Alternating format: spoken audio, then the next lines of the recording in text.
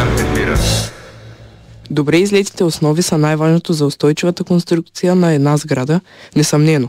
Същото се отнася и за фундаменталните стъпки на езиковата гимназия, направени преди цял половин век от човека, който в последствие ще бъде начело на тогавашната френска гимназия цели 27 години, а през това време ще е завладял сърцата и умовете на стотици свои последователи.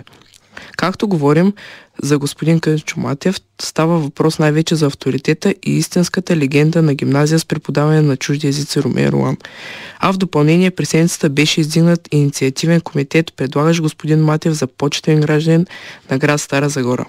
Екипът на Пожар ефира се срещна с първия директор на гимназията, който за минути ще ни принесе в първите години на съществуването й. Тогава, когато се посети първите семена на усърдие и труд в името на качественото образование в нашия град. Представям ви едно интервю с Стефан Радев. Господин Матев, какво се измеряват за вас 50-те години традиция и професионализъм на езиковата гимназия? Искам да уточня първо, че когато гимназия се създаваше, в нашия град нямаше никакъв опит. И затова колегите, които дойдоха от различни краища, госпожа Матева дойде от Кърджали, госпожа Табакова от Габрово, а господин Аскаров от Варна.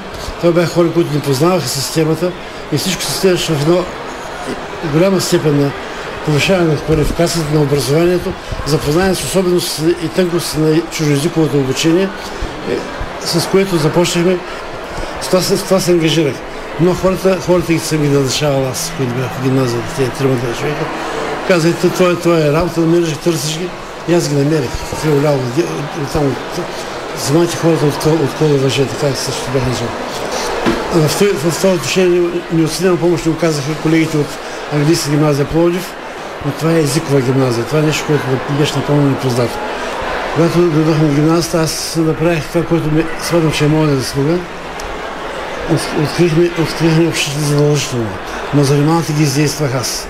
Другите учителя нямаха занимавани, други езикови гимназии. И първата ни с олимпиада, която направихме, която ние спечелихме много убедително, тя беше във Варна всъщност, и показа, че сме били на прав път. Хлапетата бяха много умни наистина.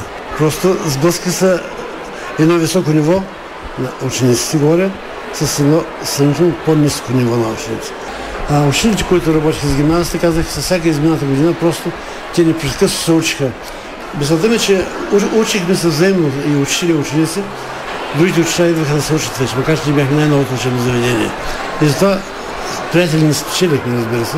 Говорим за професионализма, това беше търсене на нови, по-ефективни, бих казал, начини способности да научим децата на нещо ново.